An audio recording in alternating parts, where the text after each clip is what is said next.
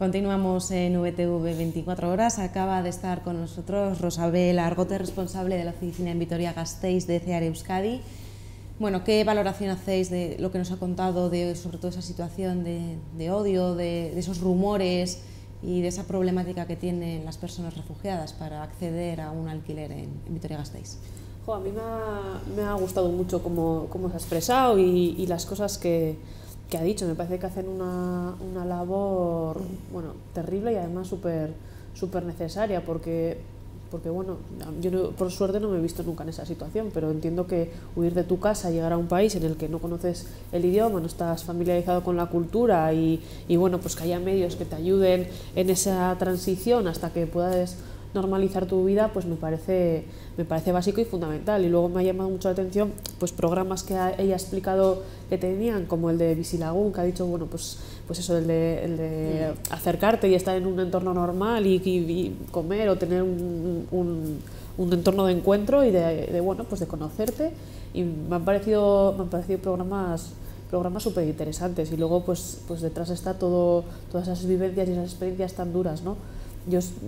A mí me preocupa siempre, pues especialmente el papel de la mujer, ¿no? Y cómo bueno, pues en esas huidas que tienen que hacer de sus países, pues toda la violencia sexual a la que se ven sometidas.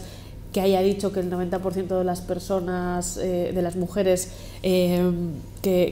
refugiadas prácticamente han sido violadas, es un dato terrible y en el que se debería hacer algo por parte de los Estados miembros de la Unión Europea, por lo menos, sobre todo porque son países a los que vienen los refugiados, que se haga algo. O sea, es que es intolerable. O sea, es intolerable la situación de los refugiados, pero especialmente es intolerable que el 90% de las mujeres que vienen huyendo de conflictos o de persecuciones políticas o de la situación que sea, padezcan esa violencia sexual. Bueno, pues es un tema muy complicado, como cuando tratamos todo el tema de la inmigración, de los refugiados, vamos, de los que vienen refugiados y exiliados. Es complicado. Comentábamos antes, a mí no me ha quedado claro tampoco muy claro, ¿no? Es decir, la persona que entra al país, ese límite, esa diferencia entre refugiado y exiliado, no me ha quedado claro. Se lo he comentado, no he querido tampoco entrar mucho en eso, pero no me ha quedado muy claro de esa diferencia. Yo no sé por qué evidentemente hay países, y estaba pensando cuando estaba hablando con ella, le digo, bueno, pues tenemos el caso de Puigdemont, ¿no? Que es un exiliado o un refugiado, es un refugiado o es un inmigrante, ¿no? Entonces, claro, me queda ahí un poquito, ¿no? O toda esta gente que te viene desde países, que te pueden venir desde países pues, como Alemania o Ucrania, etcétera, ¿no? Y te vienen con su smartphone, con su carrera, con sus historias, ¿qué son, no? Exiliados, inmigrantes. No tenemos que fijarnos solo en las pateras, y entran en avión, y entran en el país en avión, etcétera. Entonces, no sé, es un tema muy complejo. En el tema de las viviendas de alquiler, pues es un problema que existe en Vitoria para todos. Tampoco entiendo muy bien, y eso también se lo he dicho, sabiendo las fechas de caducidad de las estancias, no entiendo muy bien cómo pueden andar con premura y cómo no pueden tener una bolsa suficiente de pisos de esa gente que colabora con ellos, de esos voluntarios, para poder colocarlos y tenerlos, teniendo una fecha de caducidad de su estancia. Tampoco lo entiendo. Claro, pero perdona que te corté, ahí ella ya ha explicado que cuando viene alguien y ofrece su piso, le derivan a alguien, pero esa persona en principio se queda en ese piso, a no ser que luego decida irse a otro lado. Pero quiero decir que esos pisos no es una bolsa que tengan de manera todo el tiempo, sino que al final tú tienes ese piso una vez, una persona va, igual dentro de 2 años se va y lo vuelves a recuperar, pero ese piso en principio ya está amortizado si metes a una persona. Y el alquiler en Vitoria está muy difícil. Yo conozco yo tengo una amiga mía de Nanclares que ha intentado venirse a Salburua y no ha encontrado un piso, y ha decidido quedarse en Nanclares porque durante 2 años ha estado buscando un piso en alquiler y no ha encontrado un piso en alquiler. Pero tendríamos que el tema de los pisos de alquiler, al final sería un tema bastante largo, porque al final el piso de alquiler va muy bien. La persona que tiene un piso de alquiler y quiere sacar una rentabilidad al piso, pues lo primero que tiene que tener cuando mete un inquilino es la garantía de pago. Esa garantía de pago, porque es al final de lo que tú tienes que rentabilizar esa vivienda, porque posiblemente pueda estar incluso sujeta a un pago de un préstamo, etcétera, y tienes que alquilarlo. Ahí es el primer caso con el que tú te encuentras. Entonces, una de dos, o las instituciones, a todas estas personas que necesitan estos pisos, avalan con las ayudas el pago de las rentas, o si no, ya te puedes encontrar con cuando lo vas a alquilar, tienes un problema de base, es decir, ¿me va a pagar o no? ¿Tengo una garantía o no? Tú vas ahora a alquilar un piso social al gobierno vasco, un piso de protección al gobierno vasco, y te piden un aval de 3.000 euros. A ti, a mí y a cualquiera. Te están pidiendo un aval de 3.000 euros. Entonces, de momento ya te están pidiendo una garantía. El propio gobierno vasco te está pidiendo una garantía. Ya no te digo una persona privada que tiene un piso para alquilar. Entonces, lo primero que tendrían que hacer es establecer o bien leyes o bien un sistema de trabajo, porque yo estoy convencido de que si hubiera un sistema de garantía de pagos institucional, de las propias organizaciones, etcétera, los pisos se alquilaban. Pero si no lo tienes, tienes un problema. Y si a eso le añades una ley en la cual yo pueda estar, y para que tú, cuando yo no te pago la renta, necesitas meterme una denuncia en el juzgado y voy a tardar 6 meses en que tú te vayas del piso, con lo cual voy a tener 6 meses en los cuales no voy a cobrar nada, pues añado un problema más. Entonces, es un tema de leyes, es un tema de regulación. Si tú tienes... Yo no comparto yo no comparto eso por los siguientes motivos. Lo primero es que tienes que encontrar un piso en alquiler, que es difícil. Pero bueno, pero para encontrarlo tiene que haber una bolsa. Pero pongamos que hay un piso, que hay pisos de alquiler, vale. Tú a las personas, a quien sea, o sea migrante o no sea migrante, o esté en la situación en la que esté, tú le pides una fianza como mínimo. Luego, las instituciones tienen que garantizar el pago de tu renta. Yo creo que las instituciones no tienen que hacer ese papel. Existen seguros en los que te garantizan la renta. O sea, yo tengo un piso alquilado y tengo un seguro de garantía, de renta. O sea, yo no quiero que el gobierno vasco me pague a mí el alquiler si mi inquilino no me paga. Es decir, porque eso no es... O sea, el garantizar mis ingresos o el garantizar el extra de los ingresos de las personas que alquilan pisos no es competencia de los gobiernos. Pero yo te puedo decir tienes o sea, tú contratas un seguro y contratas un seguro en el que te garantizan la renta y en el caso... Nadie te hace ese seguro si no tienes unos ingresos suficientes para poder hacer. Es decir, al final nos metemos en una bola en la que si yo voy y no tengo ingresos, evidentemente no saben si voy a poder pagar la renta, nadie me va a hacer un seguro por si acaso yo no la pago. O sea, quiero decirte que al final las compañías están para ganar dinero, tampoco están para perderlo. Bueno, entonces la única manera, yo me acuerdo en su época, y yo te lo digo porque intervine también en un tema de Vitalquiler en su día y en algunas historias cuando se hizo con la Caja, y era uno de los temas. Y entonces fue cuando empezó a haber un seguro, y de hecho lo tienen, para todo ese tema de garantías y tal, pero claro, soportado mediante un aval y soportado mediante una serie, tienes que tener un trabajo, un contrato.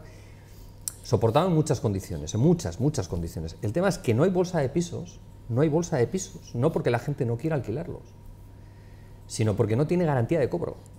Eso es un bulo. Pachi. No, de bulo nada. Yo te puedo decir con nombres y apellidos unos cuantos. O sea, no lo hacen por eso. Prefieren tenerlo vacío a tenerlo alquilado sin garantía de pago. Las compañías de seguros que te garantizan el pago de la renta cubren a personas que cobran la RGI. Sí, porque el que paga la renta es la RGI. El dinero no va a la persona y de la persona... No es cierto, sí, no es cierto. Sí. No, sí, yo sí, te hombre, digo que no. Te puedo asegurar que sí. Yo te aseguro que no. Sí. O sea, yo conozco casos en los que... Se pagan alquileres directos. Sí. Y hay casos en los que no se pagan alquileres directos y las compañías de seguros aseguran a esas personas. Sí, claro, pero bueno, entraríamos en otro ciclo. Es decir, la RGI al final no deja de ser una renta vitalicia. O no, cuando la persona encuentra claro, trabajo, pero bueno, ya está. A o B, pero ingresos siempre tengo. Claro, pero entonces sí que hay una garantía de pago. O sea, sí que puede haber una garantía de pago porque las compañías de seguros sí que puedes acceder a una garantía de seguro. Claro, el que tiene eso sí. Entonces pero no estamos hablando de que todo el mundo lo tenga. Entonces ese no es el motivo principal. O sea, ese no es el motivo principal por el que no se alquilan. Yo creo que no hay bolsa de trabajo, no hay mucha bolsa de vivienda de alquiler por eso. Y yo estoy convencido y te puedo decir que hay casos concretos de gente que no la quiere tener porque ha tenido malas experiencias o porque ha tenido malas experiencias o porque sencillamente no tiene esa garantía. De hecho, han nacido empresas como estas de pago seguro, de garantizamos su alquiler seguro, etcétera. Han nacido muchas empresas de esas en los últimos 2-3 años, que precisamente lo que están haciendo es eso, es decir, bajo unos requisitos también de la repera, lo que están haciendo es eso, y la gente prefiere dárselas a esas empresas a un alquiler más bajo, garantizándose el alquiler, que sacarlo al mercado libre de alquiler sin tener esa garantía de pago. Al final muchas veces busca la gente más esa garantía que realmente el coste, lo que te vayan a pagar de renta. Y en locales, en todo pasa lo mismo, es decir, quieren garantía. Pero es verdad que hace unos años no había ni ese tipo de seguros ni tal, pero No, a día de hoy los hay. ya, A día de hoy eso no. Pero los requisitos, no ya te digo, no está fáciles. Al principio de la entrevista comentaba, ¿no?, que este pasado 1 de mayo se reivindicó la situación de los trabajadores en España, pero también se pidieron más ayudas para los refugiados y también se puso el foco en las mujeres y en los pensionistas, unos pensionistas que además mañana mismamente se manifiestan aquí en Vitoria-Gasteiz. Mandaba, ¿no?, la agenda social, introducir o dar ese protagonismo, ¿no?, a las mujeres y a los pensionistas un día como el 1 de mayo. Sí. Bueno, la agenda social yo creo que está mandando prácticamente desde que hemos entrado en este año, por suerte. Y bueno, pues a mí bueno, pues me parece muy bien que se diera el protagonismo a las mujeres, bueno, pues a denunciar la precariedad a la que nos vemos sometidas, bueno, pues a muchísimos niveles, y bueno, y a denunciar todo el tema de los pensionistas, que a día de hoy es flagrante. Ya lo hemos hablado en otras ocasiones, pero bueno, lo que se está haciendo con la seguridad social y las cosas que se están diciendo sobre el sistema de la seguridad social y lo que está abocando a que tengamos unas pensiones cada vez más de miseria es insostenible, y además las personas mayores se merecen tener una seguridad y poder acabar, o sea, poder tener una vida digna en el periodo en el que no estén trabajando, porque ya son pensionistas. Yo creo que ha sido el 1 de mayo con el tema de las mujeres. Yo creo que al final ha sido un año, por las movilizaciones que hubieron, etcétera, yo creo que ha sido un año muy importante para toda esa reivindicación. Yo creo que tenían que tener el papel importante ese día, ¿no? Yo creo que al final la gran lucha que ha tenido la mujer y que se vio plasmada en las manifestaciones, en la huelga, ¿no?, que hubo, pues eso llevó a que fueran, pues yo creo que una especie, pues no sé, de nueva reivindicación dentro de lo que es el Día del Trabajador. A mí me parece bien, yo no tengo un problema. El tema de los pensionistas, yo creo que estoy de acuerdo con que los pensionistas al final son nuestros mayores y los tenemos que cuidar y les tenemos que mimar, ¿no?, porque son los que estamos por ellos aquí.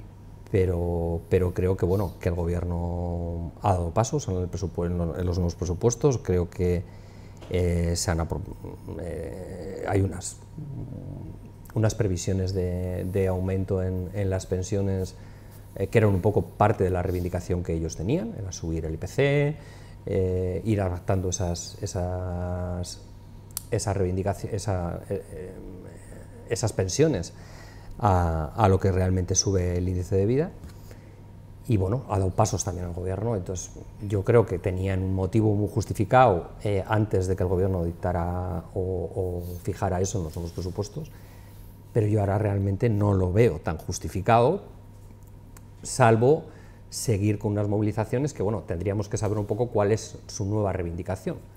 Es decir, porque el inicio de la reivindicación era exactamente, creo recordar, en las manifestaciones que hubo en toda España, subir el IPC. Sí, pero yo no puedo estar de acuerdo. Al final lo que han puesto es verdad, este año se ha salvado, pero es un parche, es decir, los objetivos no están cumplidos porque sigue habiendo, o sea, vale, este año se garantiza el IPC y no sé si en el 2019 también, que casualmente coincide con elecciones y seguro que no tiene nada que ver que se haya hecho, o sea, que se hayan aprobado estas dos cuestiones para 2018 y 2019, pero en 2020 seguirá otra vez el índice de revalorización del 0,25, el factor de sostenibilidad, porque no se ha derogado la ley que regula eso. Entonces, en 2020 seguimos con el problema. Lo que se ha puesto es un parche para que en estos 2 años previos a una campaña electoral se ponga un parche en el que se han asumido parte de algunas cositas puntuales de las reivindicaciones que había.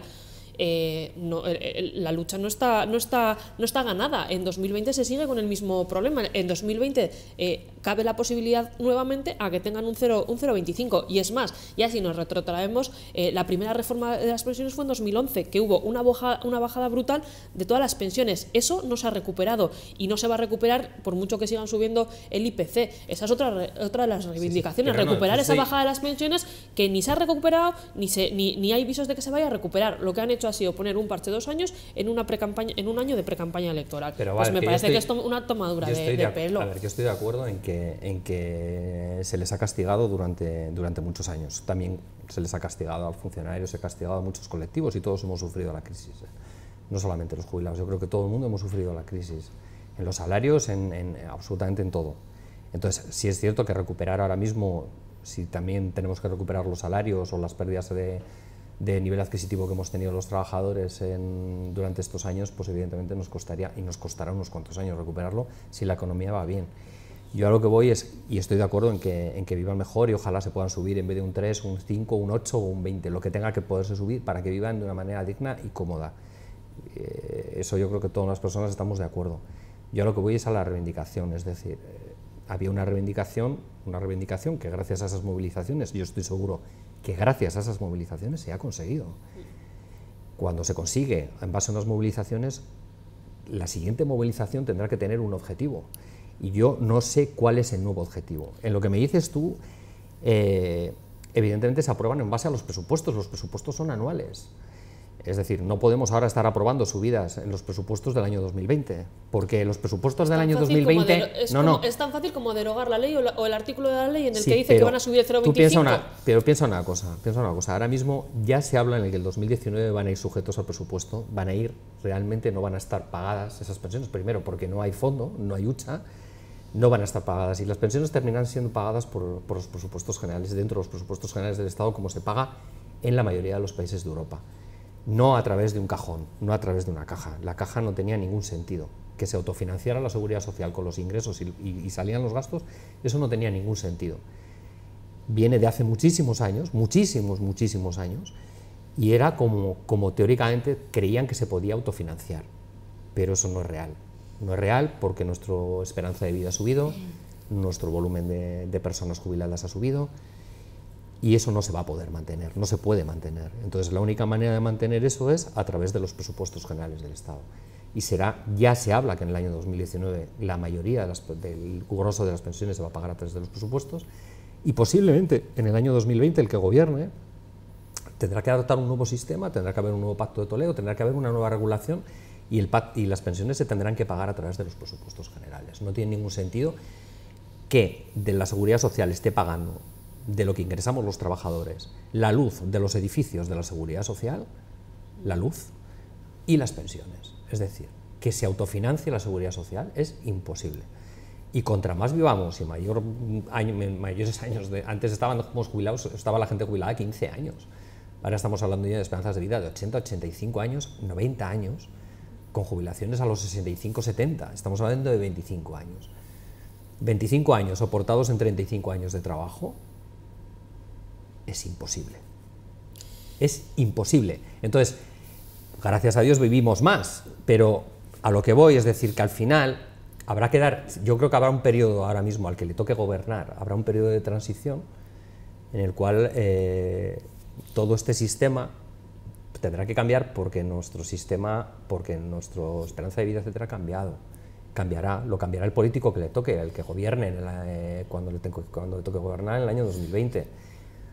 Mira, pero vamos, no nos vamos a volver muy locos. Pero luego a nivel de argumentación también hay unas incongruencias terribles, porque los mismos empresarios o las mismas organizaciones de empresa que piden que se aumente la tasa el año de jubilación, que en vez de a los 65 sea a los 67 o a los 70, a partir de los 55 años no quieren contratar a la gente mayor porque dejan de ser menos productivos, pero tampoco contratan a los jóvenes porque no tienen la experiencia. O sea, no quieres que la gente se jubile más tarde, pero tampoco la quieres tener en tu empresa porque dejan de ser productivos, pero tampoco quieres contratar a los jóvenes que están la mayoría en paro porque no tienen la experiencia.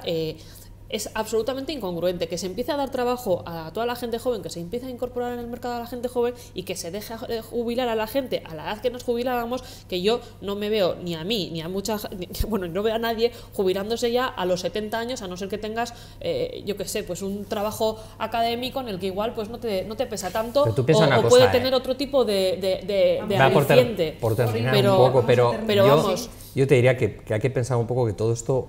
Tú sinceramente, ¿tú ves a gente con 70 años en la Mercedes, por decir algo, apretando tornillos en una línea de fábrica? Es que yo voy un poco por ahí. Es que no claro, es real, y además las empresas luego no lo quieren. Entonces vamos a dejar de arrastrar la esperanza de vida más años, que al final el único objetivo de eso no es que la gente se mantenga en el mercado laboral más tiempo. El único objetivo de eso es rebajar las pensiones, y que luego, porque esos años la gente se va a tirar en desempleo o en unas condiciones precarias, y esos años que la gente no está trabajando lo que hace es rebajar las pensiones, y ese es el objetivo de aumentar la tasa la edad de jubilación. El rebajar las pensiones porque la gente no va a tener unas buenas cotizaciones. Yo te diría que yo creo que ni todos, que no es para todos.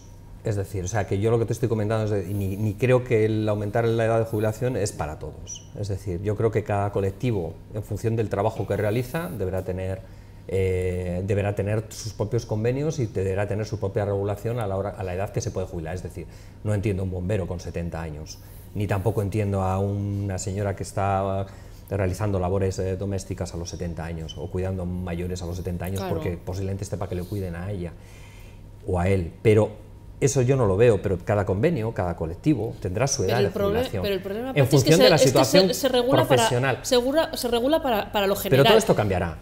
Ya, pero pues, ahora, pues yo no veo que esto vaya a cambiar. Yo lo que veo es que realmente el aumento de la edad de jubilación es una estrategia para rebajar las pensiones que luego se van a pagar, porque se sabe que la gente pues la gente ya mayor ya no va a estar trabajando. No pienses, entonces van a estar, sí pienso mal. Yo no creo que nadie la haga con el fin de hacer. Y acertarás.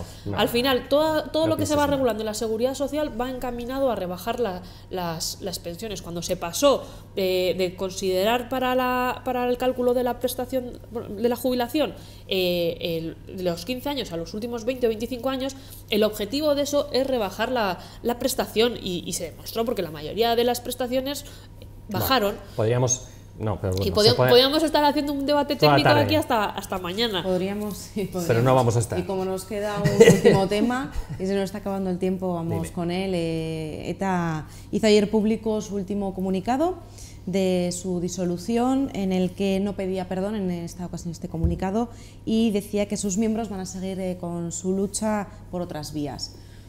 ¿Cómo valoráis este último comunicado de la banda terrorista? Bueno, yo creo que no se puede disociar de lo que dijeron hace unas semanas. Al final, que en tiempos haya ido con 2 semanas de diferencia no los disocia. A mí me parece que es parte de su disolución. Hicieron el paso previo, que era pedir perdón, reconocer el daño causado, todo eso, y ahora han hecho o están haciendo el comunicado de su disolución. A mí, objetivamente, me parece que acabe es positivo. Ahora queda un camino muy largo por recorrer, y es abordar todo el tema de la convivencia, de la reconciliación, y eso es ahora el reto que hay por delante. Pero a mí me parece que ETA se disuelva es una muy buena noticia. Pues yo creo que ETA no acababa ahora. ETA acabó cuando la sociedad quiso que acabara, le obligó a que acabara, y terminaron derrotados por la democracia y por el Estado y por las fuerzas de seguridad del Estado, que fueron las que hicieron que ETA acabara. Ahora no ha acabado, ahora han hecho la imagen de su final, o han querido hacer la imagen, porque ni se han atrevido a dar la cara siquiera, lo han hecho a través de comunicados escritos, ni siquiera han querido esa foto de derrotados y vencidos, ¿no? Como si lo hizo el IRA, por ejemplo. Entonces, yo creo que es sin más, es una vergüenza. Yo ayer cuando leí el comunicado me parece una auténtica vergüenza. O sea, a sus militantes de ETA hacerles valer la responsabilidad, o decirles que tengan la responsabilidad como la responsabilidad que han tenido, ¿no? Durante estos años. Si su responsabilidad es más de 900 muertos, más de 300 y pico familias que han sufrido atentados directos que no se sabe todavía quién los ha hecho. Es decir, que los culpables de los asesinatos están en la calle, están libres y sin poder ser juzgados. Cuando han matado en su larga carrera más de 20 niños en esta lucha armada, política, además que ellos dicen en el... y cuando no piden perdón ni siquiera a las madres de esos niños a los que han matado, pues estamos ante algo que a mí me produce auténtica vergüenza. O sea, bueno, ellos sabrán, ¿no? Pero vamos, están finiquitados hace mucho tiempo, pero ya te digo, no porque ellos nos quieran vender ahora que se han ido y que son muy...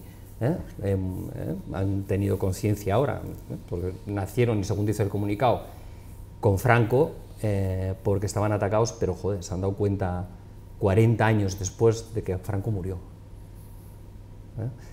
Quiero decir que habían tenido su etapa, y cuando se empezó la democracia podían haber dado un paso atrás perfectamente, y no lo hicieron, siguieron matando a diestro y siniestro. Y que el comunicado lo lea un tío que fue capaz de poner una bomba en un cuartel en Zaragoza, en el que murieron 5 niños, como Josu Ternera, tiene cojones también. Tiene cojones, y que pida responsabilidad. O sea, es que, te quiero decir, es que estamos hablando de auténticos bárbaros y auténticos terroristas, que lo que nos tiene que quedar en la memoria es de que esta gente jamás debería haber existido. No tenía que haberse disuelto, no, porque no tenía que haber existido nunca. Y referente a los presos de ETA, que estamos hablando tanto en España, que si la agrupación, las sentencias, venía hoy un artículo en el periódico donde están ubicados con el mapa de España y tal. Tenemos que recordar que la última víctima que hubo en Francia, que fue un gendarme, que fue condenado, un miembro de ETA, está condenado en Francia a cadena perpetua por el asesinato de un gendarme en Francia. Y aquí, en España, ETA no dice absolutamente nada. Aquí no tenemos cadena perpetua como tal, tenemos prisión permanente revisable, no tenemos cadena, y en aquella época no había. El último asesinato que hubo en Francia está con cadena perpetua, está mucho más lejos de cualquier punto de los que tenemos aquí con su familia. Está en una cárcel nadie, absolutamente nadie se acuerda. Y son capaces de hacer la disolución o hacer la reunión en Francia, que es donde tienen al preso condenado por más años no, por toda su vida, y lo hacen en su territorio, en Francia.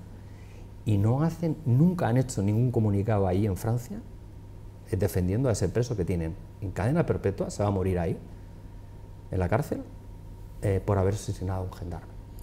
Bueno, vamos a ir por partes.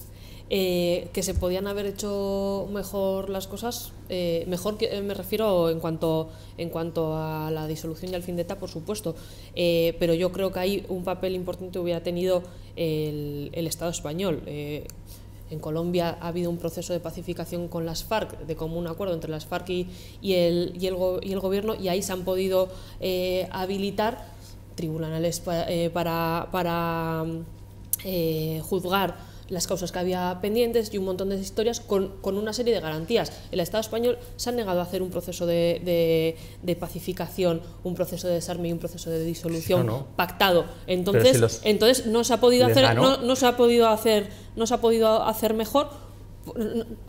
Es que a mí eso de les ganó me llama los mucho derrotó, pero los derrotó no el gobierno, les derrotó la sociedad, no les derrotó el gobierno. Me llama mucho la atención el les ganó, y dices, les ganó la sociedad, no te hago los gobiernos. O sea, ¿qué es les ganó? Si la disolución de ETA tiene que pasar por el desarme, por su disolución, que es lo que se está haciendo ahora, y ETA lo está haciendo de manera unilateral porque no ha habido opción de hacerlo de una forma pactada y consensuada y con las garantías jurídicas que no nos íbamos a inventar ni yo, ni tú, ni nadie, porque están inventadas en otros procesos internacionales en los que se han desarmado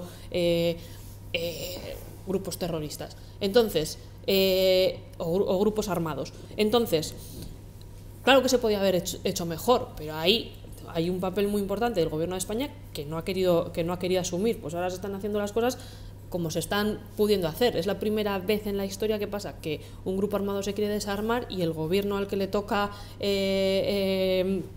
abordarlo se niega a hacerlo. Yo eso es una cosa que no puedo entender. Y si el proceso de desarme y disolución ha durado tantos años, ha sido porque el gobierno de España se ha negado a afrontar esto, que era una necesidad. Era una necesidad poner fin a ETA, y no se ha facilitado. Pero a ver, ni se ha facilitado ni se va a facilidad. Luego, Olvídate, o sea, es decir, o sea, hasta que la última persona del último fallecido que esté todavía sin juzgar no sea detenido y juzgado, no se va a parar. Es decir, esto no para nada, esto no es un punto de nada, no es un punto final de nada. Es decir, la policía seguirá luchando por perseguir a todos aquellos que han matado y resolver los 300 y pico asesinatos que tiene encima de la mesa sin resolver. Y hasta que no se acabe eso, hasta que no estén todos en la cárcel cumpliendo por lo que han hecho, por matar a personas inocentes, no se va a parar. Y la disolución de ETA, te repito, esto es una foto en la cual encima se quieren colgar algo. La disolución de ETA no la decidió ni ETA ni el gobierno, la decidió la democracia, la gente. La gente fue la que la echó. Y en el comunicado... Me llama muchísimo la atención que esto lo veas como un cuelgue de medallas. O sea, la verdad es que no entiendo... Que no cuelga medallas, que no es cuelga medallas. Sí, es cuelga medallas, no entiendo nada Vamos a ir terminando, tu punto de Cristina, vista, si quieres sí. terminar. Sí. Y luego con el tema de los presos que decías, la aplicación de la doctrina Parot, aunque no se quiera llamar así, al final es una cadena perpetua, la aplicación de la doctrina Parot. Por suerte en Estrasburgo se dijo que eso no era legal. Ahora, con el tema del acercamiento de presos, yo creo que es un paso que se tiene que dar. O sea, no se puede... Bueno, quien ha cometido el delito y está en la cárcel, pero no se puede estar encima castigando también a las familias. Mucho me temo que con esta situación... Yo espero que el acercamiento de los presos se dé pronto. Y por suerte Ramón, que hoy no nos ha podido acompañar, pues el otro día también hablaba en ese sentido. Vale, pues ETA se ha acabado, vamos a empezar todo el proceso de normalización y todo el proceso de convivencia, y uno de los pasos es el acercamiento de los presos. Se acabó. Bueno, lo dejamos aquí. Muchísimas gracias por haber venido un día más y nos vemos el próximo viernes. Gracias. Y nosotros continuamos aquí en VTV.